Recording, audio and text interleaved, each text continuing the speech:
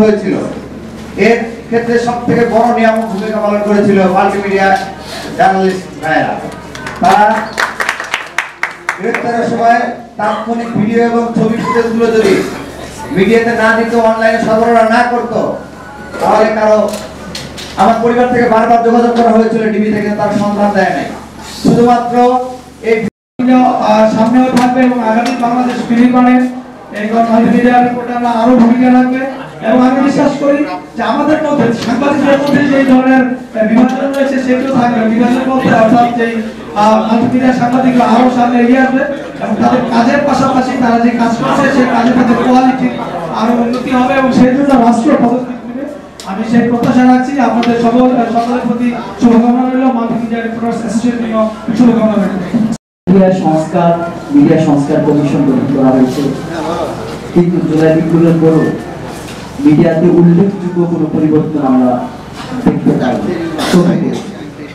এমনকি আমাদের এই বিপ্লবে যাদের ভূমিকা ছিল, সবুজ সারি থেকে যারা যে সকল গণমাধ্যম কর্মীরা মিডিয়া কাভারেজ করেছে, তাদের সম্মানজনক কোনো ধরনের রাষ্ট্রীয় স্বীকৃতি বা রাষ্ট্রীয় ব্যবস্থা শুধু তাই নয়, যারা এই বিশেষ করে বৈষম্যভিত্তিক ছাত্র আন্দোলন ছিলেন, যারা নেতৃত্ব দিয়েছেন, তাদের পক্ষ থেকে একটা কৃতজ্ঞতার বাণীও কিন্তু আমরা শুনতে পাই, যে আমাদের জন্য খুবই লজ্জাজনক এবং দুঃখের বিষয়। তো সেই বিষয়টা নিয়ে আলোচনা হবে। তার থেকে বড় কথা, আজকে এই পরিবেশটা আমার জন্য খুবই আনন্দের, কারণ এই সংগঠনের পেছনে আমাদের কিছুটা শ্রম আছে। তো এটা আমাদের কাছে খুবই ভালো লাগার একটি বিষয় যে এই সংগঠনের ব্যানার একটি প্রোগ্রাম হচ্ছে। এই জন্য সংগঠনের বর্তমান যারা আছেন কমিটিতে, সভাপতি, সেক্রেটারি সহ যারা আছেন দায়িত্বে, প্রত্যেককে ধন্যবাদ জানাচ্ছি আমার অন্তরের অন্তঃস্থল থেকে।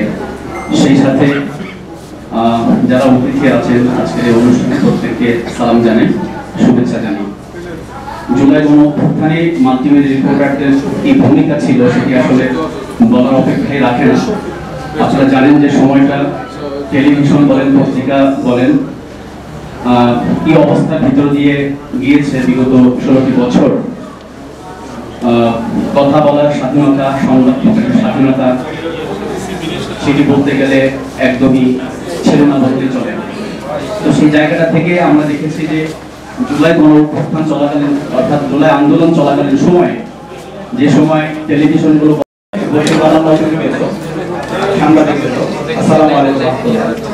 আজকে অনুষ্ঠানের শুরুতে গভীর শ্রদ্ধা স্মরণ করছি 24শে ছাত্র জনতা অভ্যুত্থানের সকল শহীদদের, যাদের আত্মত্যাগের মাধ্যমে আজকে আমরা ফেসিবাদ মুক্ত বাংলাদেশ পেয়েছি। বিশেষ করে সাহসী আমাদের প্রাক্তন সহযোদ্ধা সাংবাদিক ভাইদের আল্লাহ তাআলা সবাইকে জান্নাতুল ফেরদৌসের মেহমান হিসেবে কবুল করুন, আল্লাহুম্মা আমিন। প্রিয় উপস্থিতি, আপনারা জানেন বিগত 16 বছরে আমরা সাংবাদিকতার নামে অপসাংবাদিকতা দেখতে পেয়েছি। বিশেষ করে আমাদের ইলেকট্রনিক মিডিয়া এবং প্রিন্ট মিডিয়াগুলোতে সাংবাদিকতা এবং সাংবাদিকতা যে মহান পেশা, সেটার প্রতি মানুষের যে আস্থা, সে আস্থা তৈরি না করে বরং তার আস্থার সংকট তৈরি করেছে। এবং বিশেষ করে 2013 সালের শাহবাগে গণজাগরণ মঞ্চের মাধ্যমে এই দেশে সাংবাদিকতা যে মহান পেশা, সেটাকে একটা অনেক ক্ষেত্রে একপাক্ষিক সাংবাদিকতা এবং ভুল সাংবাদিকতা, সেই প্রভাবটা আমরা সেলিব্রেশন করতে দেখতে পেয়েছি। কিন্তু এর মধ্যেও আমরা কিছু সাহসী সাংবাদিকদের দেখতে পেয়েছি, যারা সবসময় স্রোতের প্রতিকূলে চলেছে, যারা সবসময় তাদের শীত দ্বারাকে উঁচু রেখেছে। এবং এই ক্ষেত্রে আমরা মাল্টিমিডিয়া সাংবাদিক যারা আছে এবং ক্যাম্পাস সাংবাদিক যারা আছে, তাদের অগ্রণী ভূমিকা আমরা দেখতে পেয়েছি। 24শে ছাত্র জনতার অভ্যুত্থানের শুরু থেকে ক্যাম্পাস সাংবাদিক এবং মাল্টিমিডিয়া সাংবাদিক যারা ছিল, তাদের সাথে আমি শুরু থেকে কানেক্টেড ছিলাম। ক্যাম্পাসে দীর্ঘদিন ধরে অ্যাক্টিভিজম এবং সামগ্রিক বিষয়ে ক্যাম্পাস সাংবাদিক এবং মাল্টিমিডিয়া সাংবাদিকরা আমাদেরকে সার্বিকভাবে সহায়তা করেছে। এই আন্দোলনের 24শে ছাত্র জনতার অভ্যুত্থানের শুরু থেকে 5 জুন থেকে 34 জুলাই পর্যন্ত নীতি নির্ধারণ এবং মাঠ পর্যায়ে সমন্বয়ের সাথে আমি যুক্ত ছিলাম। এই ক্ষেত্রে মাল্টিমিডিয়া সাংবাদিকরা শুধুমাত্র আমাদেরকে আমাদের যে বয়ানগুলো আছে, আমাদের যে বক্তৃতা বিবৃতিগুলো আছে, সেগুলো তারা প্রচার করেনি। একই সাথে আমাদেরকে পরামর্শ দিয়েছেন এবং আমরা যখন বিপদে পড়েছি তখন তারা আমাদেরকে আমাদের কাছে এসে তারা আমাদেরকে সেভ করে তারা আমাদেরকে নিরাপদ জায়গায় আমাদেরকে নিয়ে গিয়েছে। তো সে কারণে আজকে মাল্টিমিডিয়া সাংবাদিকের সহযোদ্ধা ভাই এবং বোনেরা যারা আছেন আমরা আপনাদেরকে স্যালুট জানাতে এসেছি এবং এই জাতি শ্রদ্ধার সাথে আপনাদের কথা সাহায্য মনে রাখবো ইনশাআল্লাহ। মাত্রা কামনা করছি এবং তাদের পরিবারের প্রতি সমবেদনা এবং সম্পৃক্ততা জ্ঞাপন করছি। প্রিয় উপস্থিতি, আজকে যে বিষয়ে আমাদের এই আয়োজন, সেই আয়োজনটা মূলত মাল্টিমিডিয়া সাংবাদিকদের অবদান শীর্ষক। আমি যদি একটু ব্যাখ্যা করে বলি, এই আন্দোলনটা মূলত গড়ে উঠেছে মূলত মাল্টিমিডিয়া সাংবাদিকদের অবদানের কারণে। দুনিয়া কাঁপানো যে জুলাই বিপ্লব এবং দুনিয়াবাসীকে এই যে বিপ্লবের সম্পর্কে যে তথ্য দেয়া, এটা সবার আগে করেছে আমার এই মাল্টিমিডিয়া সাংবাদিক ভাইরা। এবং এই বিপ্লবের যদি বলা হয় গণমাধ্যমের অবদান, এর 95% অবদানে বলতে হবে মাল্টিমিডিয়া সাংবাদিক। দায়িত্বশীল মাল্টিমিডিয়া সাংবাদিক অ্যাসোসিয়েশন আমাদের থেকে বলা হয়েছে তাদের স্বীকৃতির ব্যাপারে, যে মাল্টিমিডিয়া সাংবাদিকদের অবদানের স্বীকৃতি। আসলে আমি এখানে যাদেরকে দেখছি সবাই কিন্তু আমার সহকর্মী, সবাইকে আমি যাদেরকে মাঠে দেখছি, আন্দোলনে যারা গুলির মুখে দাঁড়িয়েছে, টিয়ারশেল খেয়েও তারপরেও রেকর্ডিং করেছে, লাইভ দিয়েছে, আমার কাছে মনে হয় না সেটার মানে স্বীকৃতির আর কোনো দরকার আছে। সারা পৃথিবীতে এই যে ঘটনার বিস্তারিত বিবরণ, বর্ণনা এবং যে প্রকাশ, তারাই সারা পৃথিবীকে এই আন্দোলনের স্বীকৃতি দিয়েছে এবং তাদের স্বীকৃতির জন্য তারা নিজেরাই যথেষ্ট। আমি মনে করি এটা রাষ্ট্রীয়ভাবে তাদেরকে আরো অর্গানাইজ করার জন্য সাংবাদিক সংগঠন, বিভিন্ন পলিটিক্যাল পার্টি, সরকার সেটুকু ব্যবস্থা নেবেন। এবং সরকারের যে আজকে অন্তর্বর্তী সরকারের যে প্রেস সচিব শফিকুল আলম ভাই, উনি বরাবরই সাংবাদিক বান্ধব এবং উনি সবসময় গণমাধ্যমের স্বাধীনতায় বিশ্বাসী। আমি ওনার কাছে আবেদন করব, মাল্টিমিডিয়া সাংবাদিকদের যে ছোট ছোট যে মানে আবদার, খুব বেশি আবদার আমি দেখিনি এখন পর্যন্ত, একদম মিনিমাল আবদার গুলো সেখানে এসেছে, সেগুলো আমার মনে হয় শফিক ভাইয়ের পক্ষে মানা খুবই সহজ এবং এগুলো বাস্তবায়ন করে দেওয়া খুব একটা কঠিন কাজ না। এখানে মাল্টিমিডিয়া সাংবাদিকদের জন্য আসলে কোনো অফিস নাই। যে জিনিসটা শুনলাম এখানে আব্দুল্লাহ ভাই এসেছেন, আমার কাছে মনে হয় আব্দুল্লাহ ভাই চাইলেই মাল্টিমিডিয়া সাংবাদিকদের জন্য একটা বসার ব্যবস্থা করে দিতে পারে। সাংবাদিক ট্রাস্ট থেকে বা আরো যারা সাংবাদিক সংগঠন আছেন তারা চাইলে মাল্টিমিডিয়া সাংবাদিকদের জন্য একটি বসার ব্যবস্থা করে দিবেন। আমি সরকার এবং সাংবাদিক সংগঠনগুলোকে বলবো, মাল্টিমিডিয়া রিপোর্টার্স অ্যাসোসিয়েশনের সভাপতি, উপস্থিত আজকের এই আলোচনা সভার প্রধান অতিথি, প্রধান উপদেষ্টা সম্মানিত প্রেস সচিব শফিকুল আলম, হিসেবে আছেন সাংবাদিক কল্যাণ ট্রাস্টের ব্যবস্থাপনা পরিচালক এবং বাংলাদেশ ফেডারেল সাংবাদিক ইউনিয়নের সাবেক সভাপতি এম আব্দুল্লাহ, মঞ্চে উপস্থিত জুলাই গণঅভ্যুত্থানের অন্যতম সংগঠক জনাব সাদিক কায়ুম সহ সংগ্রামিত মেহমানবৃন্দ, আলোচকবৃন্দ, সামনে উপস্থিত মাল্টিমিডিয়া জার্নালিজমের সাথে যুক্ত সাংবাদিক বৃন্দ, কভার করতে আসা সাংবাদিক ভাই বোনেরা, আসসালামু আলাইকুম। জুলাই গণঅভ্যুত্থান নিয়ে আলোচনা করবার কোন অনুষ্ঠানে যখনই যাই, যখন আবু সাইদের এই ছবিটি দেখি তখন আসলে আবেগতাড়িত হয়ে যায়। তো কথা বলতে গেলে কথা জড়িয়ে আসে আসলে। এজন্য জড়িয়ে আসে যে এই জুলাই গণঅভ্যুত্থানে যারা জীবন দিয়েছেন, যাদের রক্তের উপর দিয়ে ফ্যাসিবাদের পতন হয়েছে, একটি নতুন বাংলাদেশ প্রতিষ্ঠিত হয়েছে।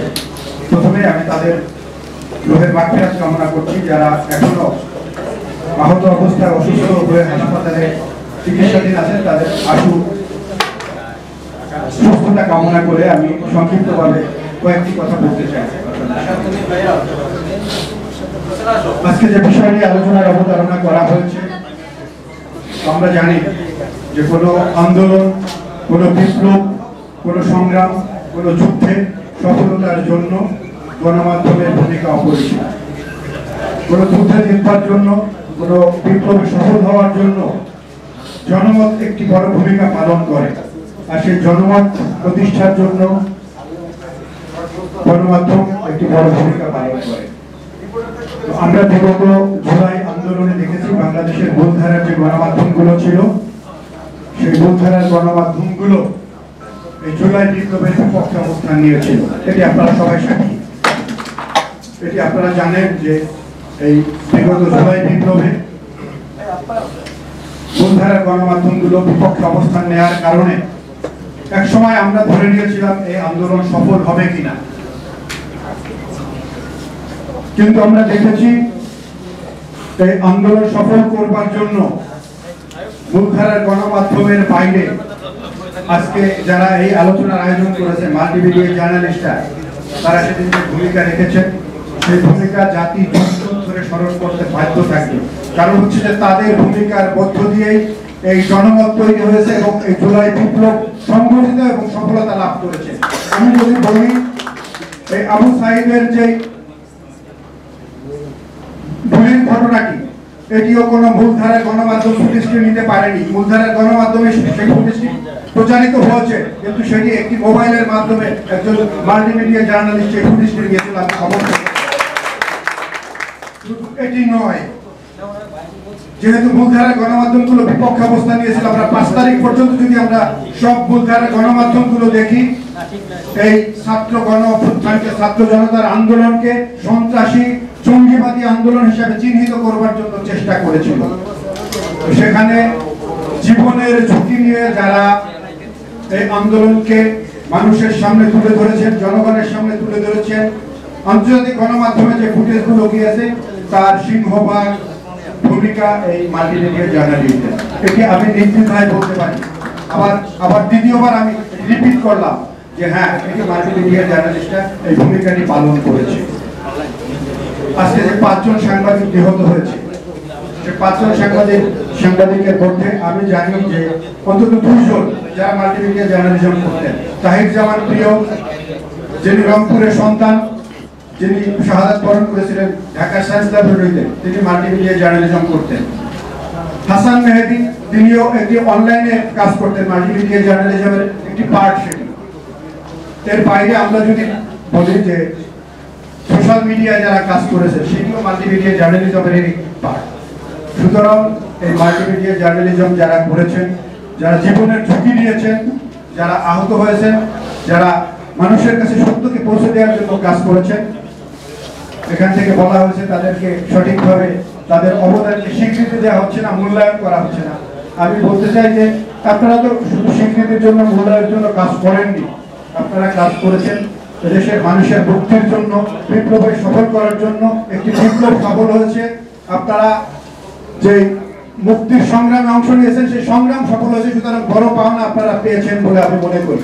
এরপরে আপনাদের যে দাবি রয়েছে, তার একটি দাবির সাথে আমি যেটি বলতে চাই যে আপনাদের যারা ঢাকা সাংবাদিক ইউনিয়নের সদস্য পদের এবং ঢাকা রিপোর্টার্স ইউনিয়নের সদস্য পদ প্রার্থীর ব্যাপারে আপনারা একটি দাবি তুলেছেন, সেই জায়গায় আমি বলবো যে ঢাকা সাংবাদিক ইউনিয়নে যারা এখনো মেম্বারশিপ পাননি, তাদেরকে সদস্য পদ দেওয়ার জন্য আমরা আগামী যে আমাদের নির্বাহী পরিষদের বৈঠক আছে, সেখানে একটি এজেন্ডা নিয়ে আপনাদের সদস্য পদ কিভাবে দেওয়া যায় সে ব্যাপারে আলোচনা করে একটি ঢাকা রিপোর্টার্স ইউনিটির সাথে আমরা কথা বলবো। তাদের যে নিয়ম শৃঙ্খলা রয়েছে ঢাকা রিপোর্টার্স ইউনিটির মেম্বারশিপ দেওয়ার ক্ষেত্রে, সেখানে তাদের গঠনতন্ত্র যদি পরিবর্তন করতে হয়, তাহলে সে ব্যাপারে আমরা পরামর্শ দেব তাদের। আলোচক রয়েছেন, আমি আর কথা বাড়াবো না। আমি সর্বশেষে যে কথাটি বলতে চাই, আজকে যে নতুন বাংলাদেশ, সেই বাংলাদেশে যারা শাহাদাতের নজরানা পেশ করেছেন, যারা আহত হয়েছেন, তাদের যে ভূমিকা রয়েছে, সাথে একই সাথে আপনারা মাঠে থেকে তাদের কাজগুলোকে মানুষের সামনে তুলে ধরবার জন্য, জনমত তৈরি করবার জন্য, আন্দোলনকে শানিত করবার জন্য, এই সংগ্রামকে আরো বেগবান করবার জন্য আপনারা যে ভূমিকা রেখেছেন, আমি আবার বলে আপনাদের এই অবদানকে জাতি স্মরণ করবে, আমরাও স্মরণ করব। আজকে যারা সরকারে রয়েছে তাদের কাছে অনুরোধ করব তাদেরকে স্বীকৃতি দেওয়ার জন্য। এই দাবি রেখে আমি আমার সংক্ষিপ্ত আসসালামু আলাইকুম ওয়া রাহমাতুল্লাহ। প্রধান অতিথি হিসেবে আছেন আমাদের এই প্রিয় মানুষ, যিনি গত 15 বছর ইসলামের বিরুদ্ধে সাংবাদিকতার মাধ্যমে, পেশাদারিত্বের মাধ্যমে লড়াই করেছেন। এখনো কথিত ফেসিবাদের নানা ষড়যন্ত্রের বিরুদ্ধে নিরন্তর যুদ্ধ করে চলেছেন সাহসের সাথে। সে আমাদের শফিকুল আলম ভাই। মঞ্চে উপবিষ্ট অন্যান্য আলোচকবৃন্দ, বিশেষ করে ঢাকা সাংবাদিক ইউনিয়ন বাংলাদেশের সাংবাদিকদের বৃহত্তম ঐতিহ্যবাহী সংগঠন, সেই সংগঠনের সভাপতি শহীদুল ইসলাম, জুলাই অভ্যুত্থানের অন্যতম প্রধান নায়ক সাদিক ভাই, এবং ডানে ভাই আমার আরো যোগ্য আলোচক বৃন্দ, সামনে উপবিষ্ট আমার তরুণ সাংবাদিক, মাল্টিমিডিয়া এবং অন্যান্য মিডিয়া থেকে আগত সাংবাদিক বন্ধুগণ, আসসালামু আলাইকুম। রমজান মাসে বিকেল বেলা এসে কথা বলতে আমার একটু কষ্ট হয়, অনেকের হয়তো হয় না, কিন্তু একটু কষ্ট হয়। বেশি কথা বলারও সুযোগ নেই, শফিকুলের ব্যস্ততা আছে, তিনি আগে তারা দিচ্ছিলেন। আজকের যে বিষয়বস্তুতে নির্ধারণ করা হয়েছে তার আগে বলে নিই, আজকের যে উপস্থাপক করার সময়, আমার নাম ঘোষণার সময় বলছিলেন আখতারুজ্জামান, এই সংগঠনের সেক্রেটারি, যে তার গ্রেফতারের কথা। গ্রেফতারের পরে যে কাহিনীটি বোধহয় তার জানা নেই, সেটা বা বলার সময়ের বলে নাই, সেটা হচ্ছে যে সে জানে না যে তার গ্রেফতারের খবর ঢাকায় তার গ্রেফতারের অভিযান চলাকালে আমি জানি। তাকে যখন ঘেরাও করেছে তিনি তার বাসায়, তখন আমি জানতে পারি, এবং ওই সারা রাত আমি না ঘুমিয়ে তার বিষয়টি নিয়ে আমি সারা রাত ব্যস্ত ছিলাম। এসপির সাথে, এসপির ঘুম ভাঙিয়ে এসপির সাথে কথা বলেছি, ডিবির সাথে কথা বলেছি, ঢাকায় ঊর্ধ্বতন কর্মকর্তাদের সাথে কথা বলেছি, এবং তাকে গ্রেফতার না দেখানোর জন্য পরদিন, আগের রাতে তাকে আটক করা হয়েছে, পরদিন শেষ বেলা পর্যন্ত গ্রেফতার না দেখানোর যে চেষ্টা সেটা করা হয়েছিল। তো এতে শেষ পর্যন্ত তখনকার ক্ষমতার দাপটে সেটা গ্রেফতার না দেখানো তো সফল হয়নি, কিন্তু তাকে থানায়, অন্তত থানায় যতক্ষণ ছিল যথেষ্ট সম্মানের সাথে রেখেছিল, এবং পরবর্তীতে তার রিমান্ড সহ অন্যান্য জায়গাটাতে আমার মনে হয় আমার সেই ক্ষুদ্র চেষ্টায় অনেকখানি সফল হয়েছিলাম। তো একজন ক্ষুদ্র সংবাদকর্মী, তার সাথে আমার কোনো পরিচয় ছিল না তার আগে, কিন্তু শোনার সঙ্গে সঙ্গে আমি সেটাকে অত্যন্ত গুরুত্বের সাথে আমি মনে করেছিলাম এটা কোনো এক আখতারুজ্জামান না, এটা আমাদের বাংলাদেশের সাংবাদিকতার উপর আঘাত, সেটাই হিসেবে দেখেছি। যাই হোক, সেই প্রসঙ্গ না যাই। তো আজকে যে বিষয়বস্তুটি নির্ধারণ করা হয়েছে যেতে পারে, পুঙ্খানুপুঙ্খ বিশ্লেষণ করা যেতে পারে, কিন্তু আমার কথা হচ্ছে এক কথায় যদি আমি বলি যে মাল্টিমিডিয়ার ভূমিকা জুলাই অভ্যুত্থানে কি ছিল, এক কথায় আমার উত্তর হচ্ছে মাল্টিমিডিয়ার ভূমিকা জুলাই অভ্যুত্থানের সত্যিকারের মিডিয়ার ভূমিকা ছিল। যখন আমাদের ট্র্যাডিশনাল মিডিয়া, সংবাদপত্র, টেলিভিশন গুলো খুললেই দেখা যেত সবাইকে, যারা আন্দোলনকারীদেরকে জঙ্গি, সন্ত্রাসী হিসেবে চিহ্নিত করার জন্য হেন কসরত নাই একটি টেলিভিশনের পর্দায় তখন দেখা গেছে। সংবাদপত্রগুলো দু একটি বাদ দিলে বাকি সবাই তখনকার কোথায় গাড়ি পড়েছে, কোথায় ভবনের উপর কি হয়েছে, ওই ভবনের জন্য, ইট পাথরের জন্য সংবাদপত্র এবং মিডিয়ার যে আহাজারি, তার বিপরীতে সত্যিকারের আন্দোলনের চিত্র পাওয়ার জন্য মিডিয়াকে আমাদেরকে অবলম্বন করতে হয়েছে। মাঝে মধ্যে বিঘ্ন ঘটেছে ইন্টারনেটের কারণে, এটা সত্য, কিন্তু ইন্টারনেটের বিঘ্ন ঘটলেও সেই ফুটেজ গুলো পরবর্তীতে যখনই ইন্টারনেট চালু হয়েছে তখন কিন্তু আমরা পেয়েছি মাল্টিমিডিয়া সাংবাদিক বন্ধুদের সুবাদে। যে কারণে ইন্টারনেট নিয়ন্ত্রণ করে শেষ পর্যন্ত এখন যে তাদের গণহত্যা, শেখ হাসিনার যে গণহত্যাযজ্ঞ, সেটা কিন্তু আর লুকাতে পারছে না। এই কারণেই যে মাল্টিমিডিয়া সাংবাদিক বন্ধুরা সম্প্রচার না করতে পারলেও, প্রচার না করতে পারলেও তাদের কাছে সেই ফুটেজ গুলো ছিল বলে এখন এই গণহত্যাকারীদের চিহ্নিত করা যাচ্ছে, তাদের বিরুদ্ধে ব্যবস্থা নেওয়া যাচ্ছে। এটা আমি মনে করি বাংলাদেশের সাংবাদিকতায় নতুন মাত্রা। আমরা বাংলাদেশের সাংবাদিকতার চেহারাকে যেভাবে দেখে আসছি এখন থেকে 2 যুগ আগে, 1 দশক আগে যেমনটা দেখে আসছি, বর্তমান বাংলাদেশের সাংবাদিকতা কিন্তু সম্পূর্ণ ভিন্ন। এখন থেকে যদি 5-7 বছর আগের কথা বলি, এমনকি 4-5 বছর আগেও মজো রিপোর্টার, এটা রীতিমতো ঠাট্টা মশকরা, তুচ্ছ তাচ্ছিল্য, এবং এদেরকে কি ভাষায় যে আমাদের সামনে আমাদের অনেক সহকর্মী সতীর্থরা কিভাবে মজো রিপোর্টার এদেরকে এমন ভাবে তুচ্ছ তাচ্ছিল্য করতেন, আজকে বাংলাদেশের বাস্তবতায় সেই মোবাইল জার্নালিজমই অনেকটাই একটা প্রভাবশালী জার্নালিজম হিসেবে আজকে আবির্ভূত হয়েছে। এবং সবচেয়ে বড় কথা হলো এই মাল্টিমিডিয়া জার্নালিজম হচ্ছে নিউ ব্লাড জার্নালিজম। এবং তাদের মধ্যে যে কথাটি আমি এসে শুনছিলাম একজন বক্তার কাছে, যে এখানে এডিট করে যা খুশি তাই নিজেদের এজেন্ডা মতো প্রচারের সুযোগ থাকে না বলে সত্যিকারের চিত্রটা মানুষ জানতে পারে। গতকাল যে হোটেল ইন্টারকন্টিনেন্টালের সামনে যে ঘটনাটি ঘটেছে, এই ঘটনায় যদি মোবাইল জার্নালিজম বা মাল্টিমিডিয়া জার্নালিজম না থাকতো, আজকে আমাদের সংবাদপত্রগুলো যে ক্রাইম করেছে এই ঘটনাটিকে নিয়ে, এটা মানুষের সামনে উন্মোচন করা সম্ভব হতো না। আমি আজকে সকালে এটা নিয়ে আমার ফেসবুক আইডিতে আমি একটি বিস্তারিত স্ট্যাটাস দিয়েছি। কি দুর্ভাগ্যজনক, আমরা ভিডিওতে দেখছি যে কিভাবে পুলিশের উপর তারা ঝাঁপিয়ে পড়লো।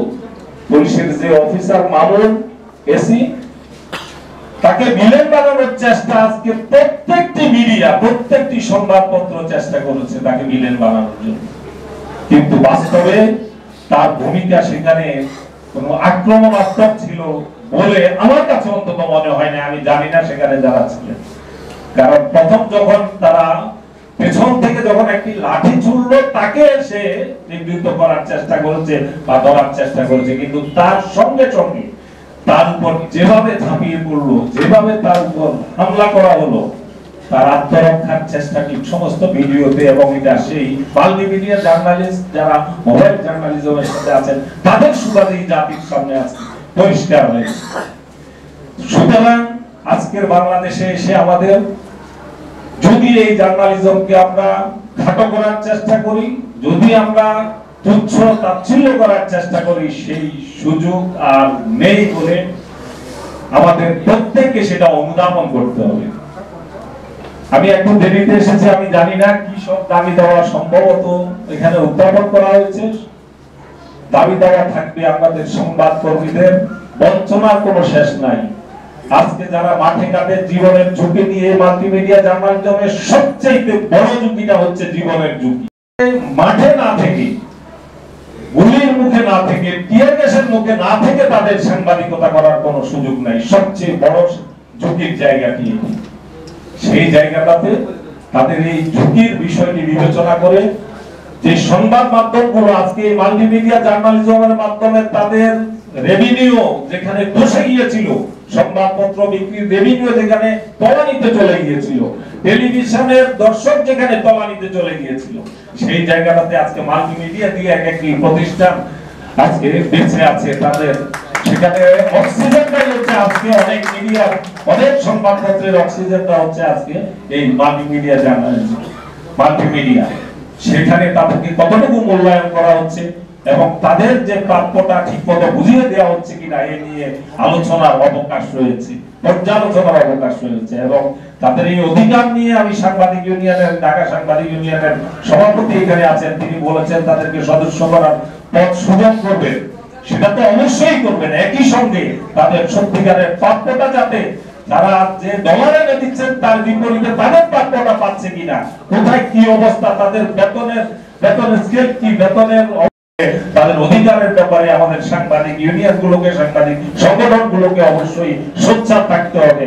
আমি আজকের এই জায়গা থেকে আমি ইউনিয়ন সভাপতিকে সেই অনুরোধটি জানাতে চাই।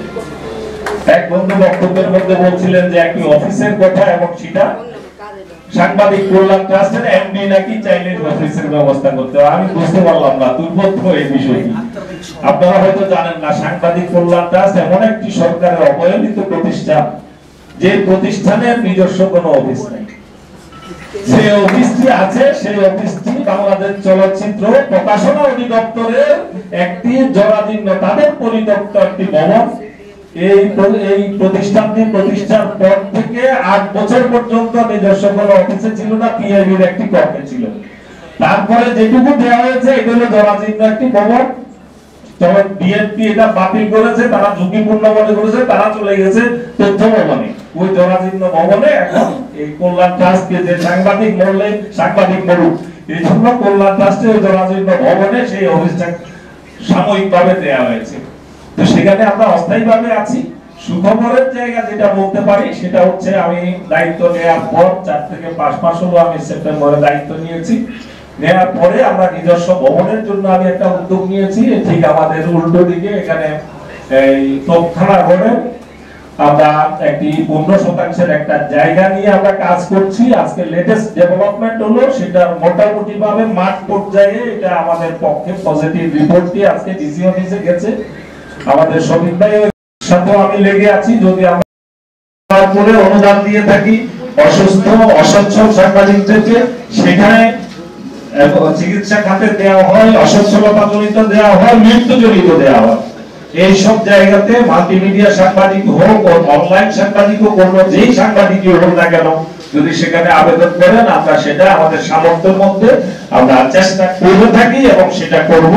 আপনাদের জন্য সব সময়ের জন্য শুভকামনা থাকলো। নিরাপদ থাকুন, নিরাপদ সাংবাদিকতা করুন। আপনাদের আজকের এই আয়োজনে আমাকে কথা বলার সুযোগ দেয়, আমন্ত্রণ জানানো হয়, আমি আবারও এই সংগঠনের কৃতজ্ঞতা জানাচ্ছি, নেতৃবৃন্দকে ধন্যবাদ জানাচ্ছি। অসংখ্য ধন্যবাদ।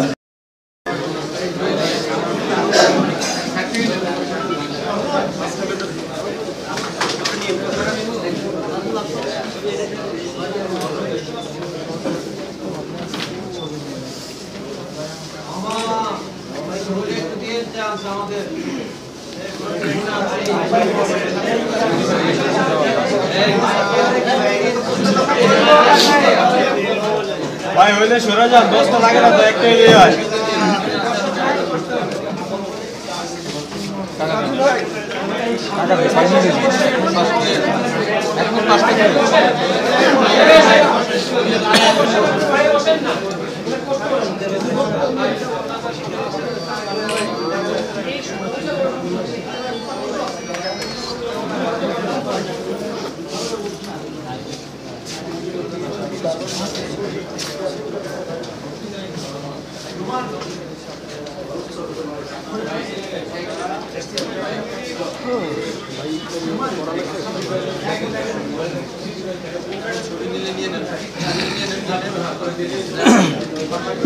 সবাইকে অসংখ্য ধন্যবাদ। স্থানে বসার জন্য অনুরোধ করছি। এ পর্যায়ে সবার প্রতি কৃতজ্ঞতা এবং ধন্যবাদ জ্ঞাপন করছেন মাল্টিমিডিয়া রিপোর্টার্স অ্যাসোসিয়েশনের সভাপতি জনাব ফখরুল ইসলাম।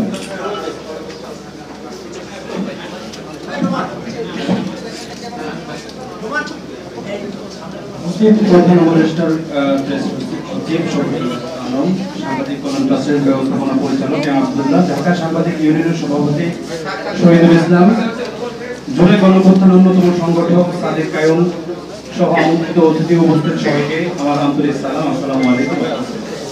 আমি সর্বপ্রথম জুলাই অভ্যুত্থানে বীর শহীদদের আত্মার মাগফিরাত কামনা করছি। আল্লাহ আমিন যেন তাদের শহীদ হিসেবে কবুল করেন।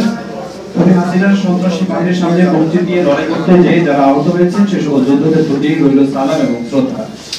উপস্থিতি অত্যন্ত কঠিন এক মুহূর্তের মধ্য দিয়ে আজ আমরা এই দায়িত্ব অর্পণ করেছি। জানি না আগামী দিনে শতভাগ এই দায়িত্ব পালন করতে পারবো কিনা, তবে মহান রব্বুল আলামিনের কাছে প্রার্থনা করছি যেন আল্লাহ আমাদের কোনো কথায়, চিন্তায় কিংবা আচরণে এই সংগঠনের সুনাম নষ্ট না হয়। অতি জরুরিভাবে মাল্টিমিডিয়া রিপোর্টার অনুভব করেছিলেন একটি সংগঠনের অনেক প্রচেষ্টার ফলে মাল্টিমিডিয়া রিপোর্টারদের এই সংগঠন আনুষ্ঠানিক যাত্রা শুরু করেছিল 2023 সালের 20 ফেব্রুয়ারি। প্রথম কমিটি হয়েছিল সিলেকশন মাধ্যমে। 2 বছর পর অবশেষে প্রথমবারের মতো মাল্টিমিডিয়া রিপোর্টার্স অ্যাসোসিয়েশনের এবং এই মাল্টিমিডিয়া রিপোর্টার্স অ্যাসোসিয়েশনের প্রথম কার্যনির্বাহী কমিটি নির্বাচনের মাধ্যমে দায়িত্ব গ্রহণ করেছে। নির্বাচনে বিপুল উৎসাহ উদ্দীপনার মাধ্যমে ভোটাররা ভোট দিয়েছেন। নির্বাচন কমিশনের হিসাব অনুযায়ী 93 ভোট পড়েছে। জনগণ জুলাই বিপ্লবে অনেক মাল্টিমিডিয়া সাংবাদিক পেশাদারদের জায়গার বাইরে গিয়ে বৈষম্য বিরোধী ছাত্র আন্দোলনে সহযোগিতা করেছে। বিশেষ করে 18 জুলাই থেকে 5 আগস্ট পর্যন্ত প্রায় 30 থেকে 40 জনের মাল্টিমিডিয়া, প্রিন্ট এবং টেলিভিশন সাংবাদিকদের একটা টিম সেই সময় মাঠে থেকে বিভিন্ন তথ্য দিয়ে সহযোগিতা করেছে। সেই কাজে ছাত্রদের পক্ষ থেকে সমন্বয় করেছিলেন আন্দোলনের অন্যতম সংগঠক সাদেক কায়েম, প্লাবন তারিক, মোসাদ্দেক আলী, ইবনে মোহাম্মদ ও জয়নাল আবদিন শীর্ষ আরো অনেকে। 5 আগস্ট এসব সাংবাদিকদের ভূমিকা ইতিহাসে লেখা থাকবে। তারা গণভোটকে কেন্দ্র করে সকল তথ্য ঘনে ঘনে বৈষম্য বিরোধী ছাত্র আন্দোলনকে সরবরাহ করেছেন। সেদিন মাল্টিমিডিয়া রিপোর্টারদের স্বতঃস্ফূর্ত অংশগ্রহণের ফলে গণভবনের পরিণতি স্পষ্ট হয়ে উঠেছিল ছাত্রদের কাছে। অবশেষে মুক্তি পায় বাংলাদেশের মানুষ। প্রিয় সাংবাদিক বন্ধুগণ, জুলাই বিপ্লবে মাল্টিমিডিয়া রিপোর্টারদের অংশগ্রহণ থাকা সত্ত্বেও কাঙ্ক্ষিত সম্মানটুকু পায়নি তারা। রাষ্ট্র কখনো তাদের দিকে ফিরেও তাকায়। এছাড়া কর্মক্ষেত্রে অনেক বৈষম্য শিকার হয়ে থাকে। এই সকল বিষয় নিয়ে এবং এখন থেকে নিয়মিত কথা বলবে মাল্টিমিডিয়া রিপোর্টারদের একমাত্র সংগঠন মাল্টিমিডিয়া রিপোর্টার্স অ্যাসোসিয়েশন MRA। এই কারণে সংগঠনের পক্ষ থেকে প্রেস সচিব শফিকুল আলমের উপস্থিতিতে আমরা সরকার ও অন্যান্যদের কাছে কয়েকটি দাবি জানাচ্ছি। কর্মক্ষেত্রে মাল্টিমিডিয়া রিপোর্টারদের বৈষম্য নিরসনে বেতন কাঠামো ঠিক করতে হবে। বেতন আমাদের বেশিরভাগ রিপোর্টার প্রিন্ট পত্রিকা হাউসে কাজ করলেও তাদের ওয়েজ বোর্ড নেই। এ বিষয়ে দ্রুত পদক্ষেপ নেওয়ার জোর দাবি জানাচ্ছি। মাল্টিমিডিয়া রিপোর্টারদের প্রশিক্ষণের জন্য সরকারি ইনস্টিটিউটে আলাদাভাবে ব্যবস্থা থাকলেও একটি পূর্ণাঙ্গ প্রশিক্ষণ ইনস্টিটিউট করার জোর দাবি জানাচ্ছি। পেশাদারিত্ব কাজের সময় হামলার শিকার হলেও জাতীয় সাংবাদিকদের পেশাজীবী সংগঠনগুলো আমাদের পাশে দাঁড়ানোর ক্ষেত্রে অনেকাংশে অনীহা প্রকাশ লক্ষ্য করছি। তাই আমাদের পাশে থাকার জন্য তাদের প্রতি উদাত্ত আহ্বান জানাচ্ছি। মাল্টিমিডিয়া রিপোর্টার প্রেস ক্লাব ও ডিআরইউ সদস্য হওয়ার ক্ষেত্রে কিছু প্রতিবন্ধকতা রয়েছে। এসব প্রতিবন্ধকতা অবসান ঘটিয়ে তাদের সদস্য করতে আমরা বিনীত অনুরোধ করছি। মাল্টিমিডিয়া রিপোর্টারদের আজকের এই আয়োজনে অংশ নেওয়ার জন্য আমি সকল অতিথি ও উপস্থিত সকলের প্রতি কৃতজ্ঞতা প্রকাশ করছি। সবাইকে ধন্যবাদ জানিয়ে আমার বক্তব্য শেষ করছি। আসসালামু আলাইকুম।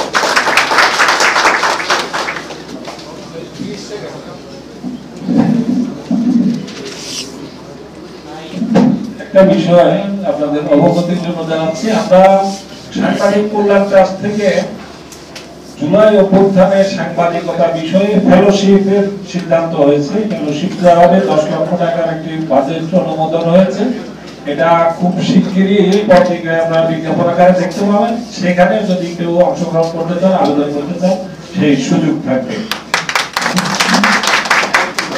অসংখ্য ধন্যবাদ মাল্টিমিডিয়া রিপোর্টার্স অ্যাসোসিয়েশনের সভাপতি জনাব ফখরুল ইসলামকে। সম্মানিত সুধী, মাল্টিমিডিয়া রিপোর্টার্স অ্যাসোসিয়েশনের আয়োজনে জুলাই অভ্যুত্থানে মাল্টিমিডিয়া রিপোর্টারদের ভূমিকা শীর্ষক আলোচনা সভায় আপনারা যারা এসেছেন, অতিথিবৃন্দ, সাংবাদিকবৃন্দ এবং আমাদের শুভাকাঙ্ক্ষী বৃন্দ যারা এসেছেন, সবাইকে মাল্টিমিডিয়া রিপোর্টার্স অ্যাসোসিয়েশনের পক্ষ থেকে আন্তরিক মোবারকবাদ। পুরো প্রোগ্রামটি সঞ্চালনা করছিলাম আমি মোহাম্মদ আখতারুজ্জামান, রিপোর্টার, আমাদের সময় সাধারণ সম্পাদক, মাল্টিমিডিয়া রিপোর্টার্স অ্যাসোসিয়েশন। এ পর্যায়ে আমাদের প্রধান অতিথির বক্তব্য। একটিতে 2 দশকেরও বেশি সময় কাজ করছেন আমাদের শফিকুল আলম ভাই। তিনি প্রথম 7 বছর বাংলাদেশ সংবাদদাতা হিসেবে কাজ করার পর 2012 সাল থেকে বাংলাদেশের প্রধান হিসেবে কাজ করেছেন এবং তিনি অসংখ্য সাংবাদিক তার হাত দিয়ে তৈরি হয়েছেন, অনেক অনুষ তৈরি হয়েছে। বর্তমান সরকারের প্রেস সচিব, প্রধান উপদেষ্টার প্রেস সচিব বিশেষভাবে অনুরোধ করছি। ভাই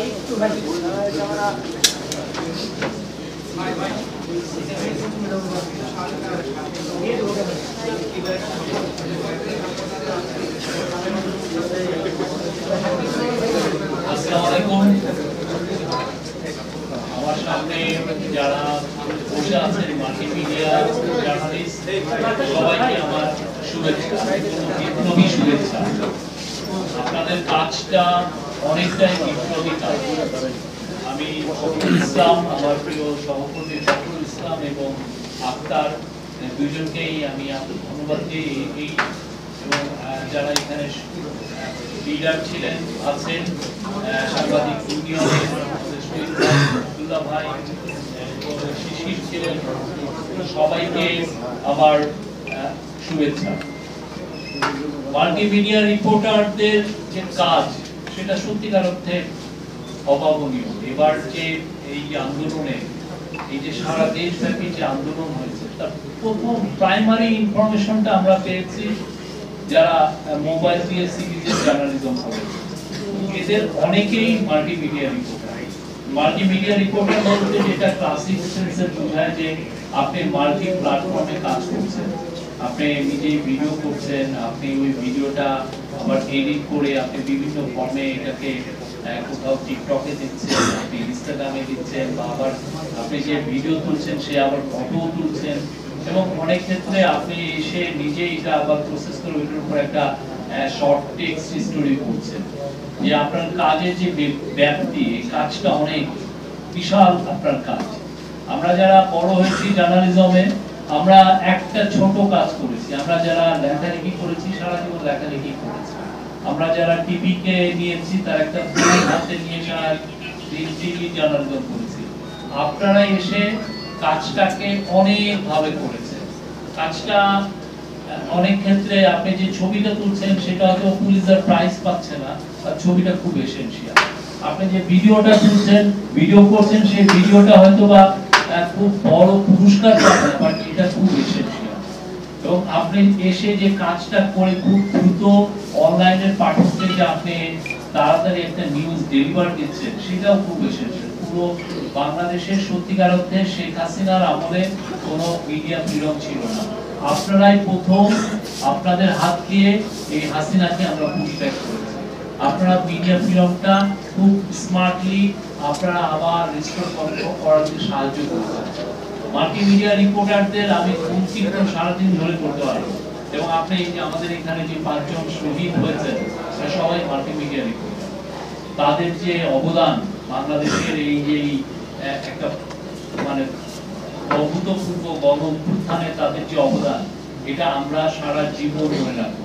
আপনি দেখেন, আপনারা যখন প্রেস ক্লাবে উঠেন তখন আপনি দেখবেন যে স্বর্ণাক্ষরে লেখা আছে এই আমাদের যে সাংবাদিকরা 1971-এ যারা মারা গিয়েছে, যাদেরকে খুন করা হয়েছে।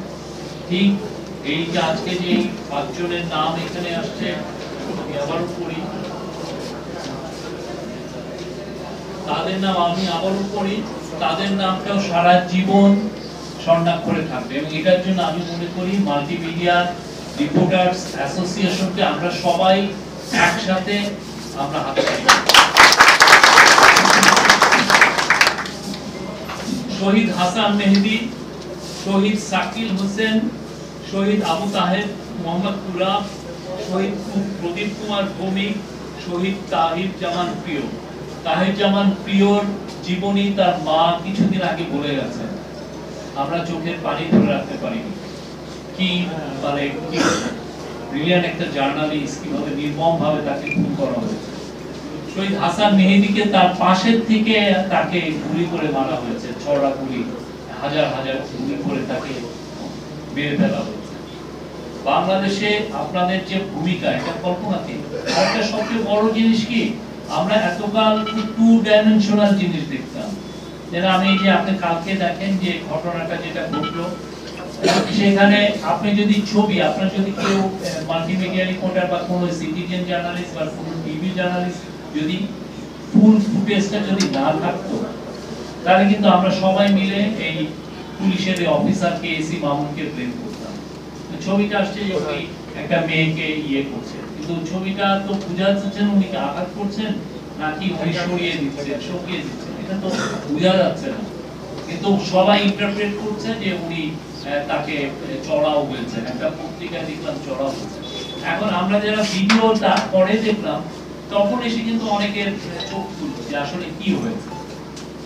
ঠিক তেমনি সারা বাংলাদেশে যে অনেক ঘটনা, একটা আমরা যেমন ফ্যাক্ট চেক করি, একটা ছোট 1 সেকেন্ড 10 সেকেন্ডের একটা ভিডিও দেখে অনেকে কনফিউজ হয়ে যেতে পারে।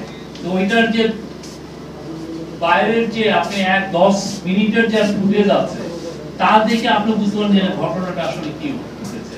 আপনার মনে আছে যে ইন্টারন্যাশনাল একটা লিগ্যাল রাইটস গ্রুপ তারা যাত্রাবাড়ি কিলিং এর উপর একটা 15 মিনিটের একটা ডকুমেন্টারি করেছে, আপনারা দেখেছেন। এই যে জুলাই আগস্টের এই যে গণজাগরণে যে ভয়ানক ম্যাস মার্ডার হয়েছে, এই ম্যাস মার্ডারের সবচেয়ে ইউনিক দলিলগুলোর একটা হচ্ছে এই যে ইন্টারন্যাশনাল যে লিগ্যাল রাইটস গ্রুপ যেটা করেছে, এটা একটা বড় দলিল।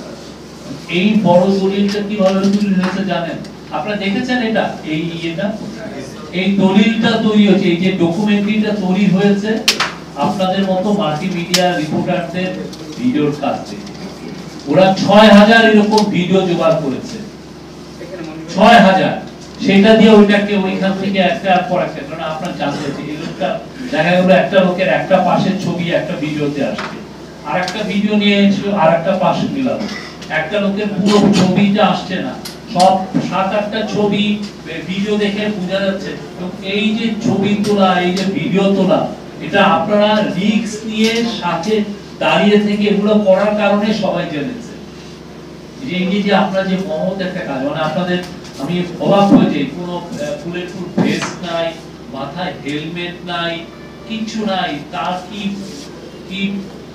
হৃদয় দিয়ে আপনারা কাজটা করছেন, মানে এটা তো সবাই মিলে আপনাদেরকে স্যালুট করা উচিত। এই জার্নালিজম বাংলাদেশে এই যে একটা অকুতোভয় জার্নালিজম, এটা আমরা খালি গল্প করে আসছি।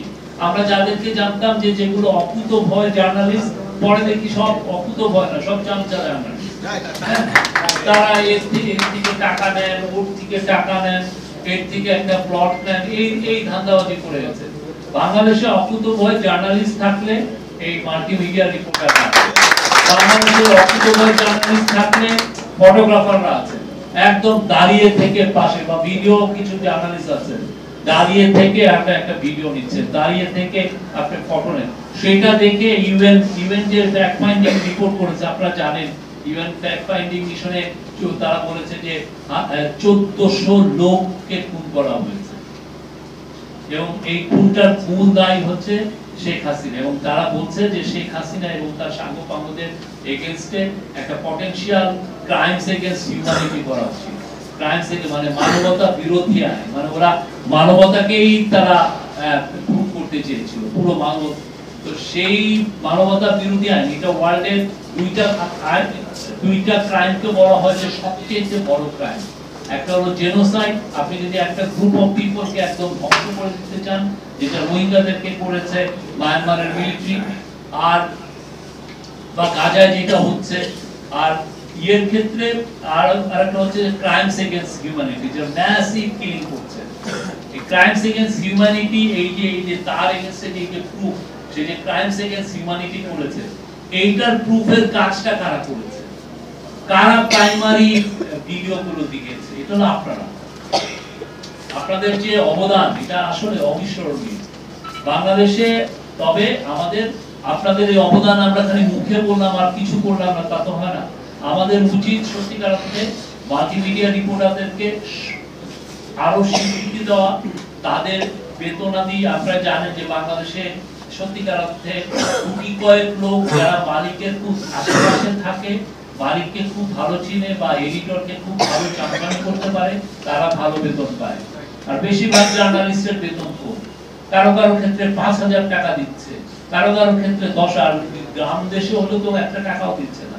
আপনার একটা ভালো ভিডিও আপনি ওইটা ফেসবুকে আর আপনি ইউটিউবে দিয়ে আপনি $1000 কামাচ্ছেন, অথচ যে লোকের থেকে আপনি ভিডিওটা নিচ্ছেন তাকে 500 টাকাও আপনি দিচ্ছেন না, ঠিক না?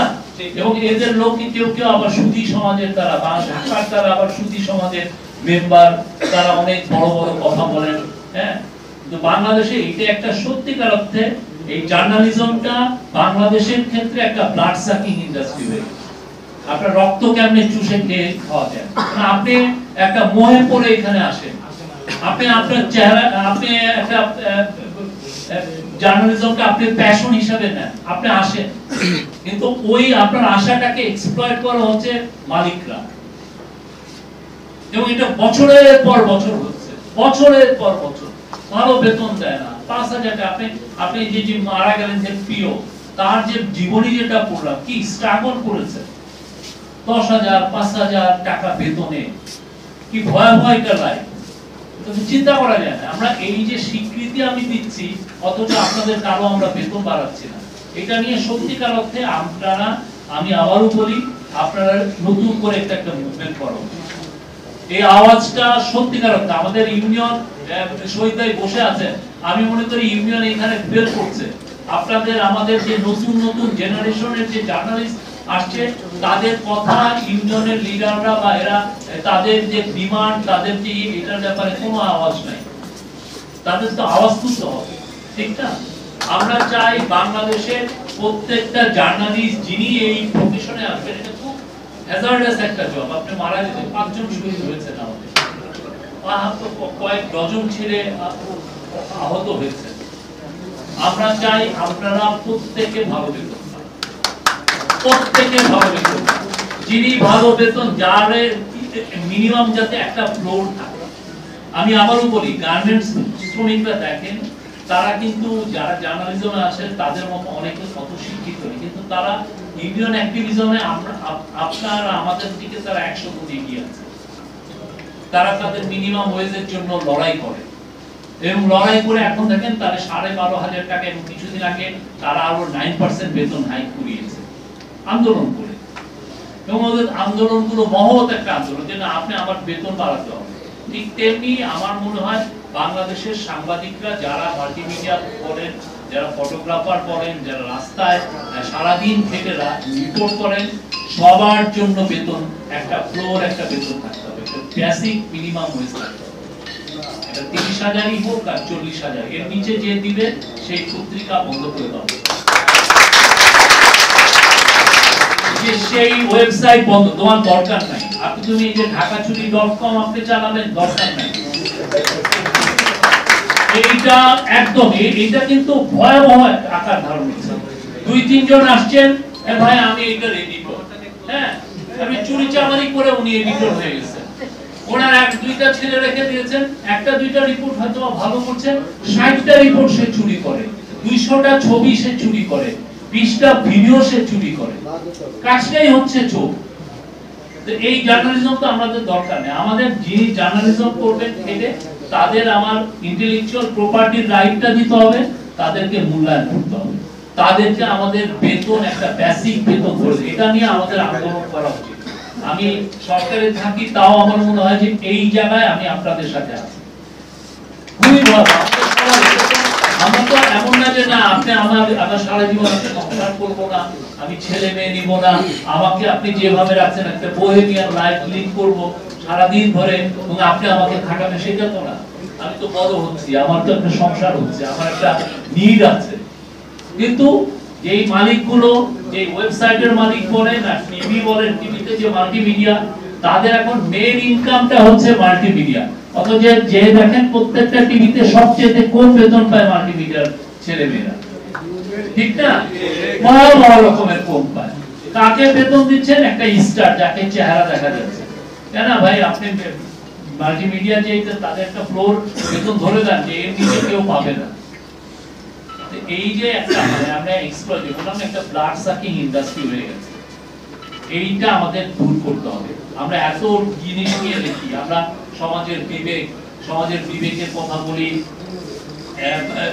সোসাইটিতে যত রকমের অন্যায় অবিচার আসে সেগুলো আমরা তুলে ধরি, আর আমরা যে বছরের পর বছর, ডিকেডসের পর দশকের পর দশক আমাদেরকে যে এই অন্যায় অবিচারের শিকার হতে হচ্ছে, আমরা ভালো বেতন পাচ্ছি না, আমাদেরকে ভালো বেতন দিচ্ছে না, সেটা নিয়ে আমরা একটা আওয়াজও তুলতে পারি না। এর চেয়ে তো আমরা তো মানে দুঃখে তো মরে যাওয়া উচিত আমাদের। এটা নিয়ে সত্যিকার অর্থে আপনারা কাজ করেন, এটা নিয়ে আওয়াজ তুলেন।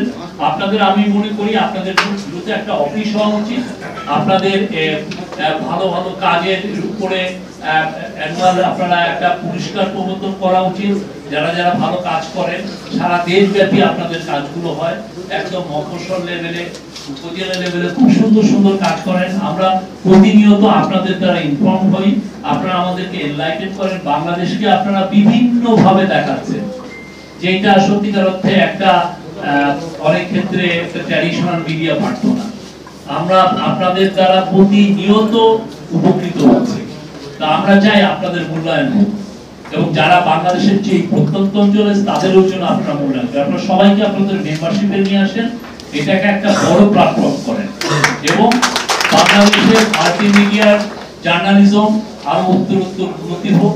দেশকে আপনারা বাংলাদেশকে অ্যাকুরেট নিউজ দেন, সেটা আমার এগেইনস্টে গেলেও আমার অ্যাকুরেট নিউজ দেন, ভালো নিউজ দেন, সেটা আমরা চাই। Thank you sir. একটা রিকোয়েস্ট আছে স্যার। স্যার একটা রিকোয়েস্ট, আমি স্যার খন্দকার আসিফুজ্জামান কালের কণ্ঠে কাজ করি স্যার। স্যার একটা রিকোয়েস্ট আছে স্যার। স্যার আমরা দেখি সচিবালয়ে বড় বড় সাংবাদিকরা কাজ করে, মাল্টিমিডিয়ার জার্নালিস্টদের পক্ষ থেকে। আমি ছোট মানুষ, কিন্তু যাদের যোগ্যতা আছে, যোগ্যতার ভিত্তিতে সচিবালয়ে বিটে যেন কাজ করতে পারে, সে একটা সুযোগ যদি করে দিতেন স্যার। এটা তো আমরা সচিবালয়ে যারা প্রবেশ করে তারা সাধারণত নিউজ আউটলেটের মাধ্যমে করে, যে কালের কণ্ঠে আপনি আছেন, কালের কণ্ঠে যদি আপনার নামটা দেন তাহলে তো আপনি বুঝতে পারবেন। এখানে নিয়মটা এমন না যে আপনি নিজে যে এটা নিয়ে নিলেন সেটা না, এটা হলো আপনার প্রতিষ্ঠান থেকে এইটা এক ধরনের অ্যাপ্লিকেশন করতে হয় যে আমার এই কয়টা জার্নালিস্ট এই সচিবালয়ের দিকটা কভার করবে, তো তার মধ্যে যদি আপনার নামটা তারা ইনক্লুড করে তাহলে আপনি ইনক্লুডেড হবেন স্যার। মাল্টিমিডিয়ার জন্য স্যার, মাল্টিমিডিয়ার জন্য না, এটা তাহলে তো তখন অন্যান্যরাও বলবে, স্পোর্টসের বলবে যে আমাদের স্পোর্টসের জন্য এখানে বিষয়টা হলো কি যে পিআইডি তে আবেদন করলে সেখানে মাল্টিমিডিয়া রিপোর্টার লিখলে তারা কাটতে আপনি মাল্টিমিডিয়া রিপোর্টার লিখবেন না, আপনি রিপোর্টারই লিখবেন, কিন্তু অফিসটা আমাকে মাল্টিমিডিয়া রিপোর্টার হিসেবেই আমাকে এই জিনিসটাও আমার মনে হয় যে এটা ঠিক না। আপনি রিপোর্টার লিখবেন, মাল্টিমিডিয়া রিপোর্টার এটা ছিল না, মাল্টিমিডিয়া ডিপার্টমেন্টে আপনি কাজ করছেন, আপনার অ্যাকচুয়াল পরিচয় হচ্ছে আপনি জার্নালিস্ট, আমি আর আপনি সমান। ধন্যবাদ স্যার। এটা যারা এটা লিখছে সেটা একটা এক্সপ্লয়টেশন, সে আসলে ওয়েস্ট বোর্ডে আপনার বেতনটাকে ফাঁকি দেওয়ার জন্য মাল্টিমিডিয়া এই শব্দটা আনতেছে। আপনারা ভোট করবেন যে না, আপনার রিপোর্টারই লিখতে হবে, করেসপন্ডেন্ট লিখতে হবে।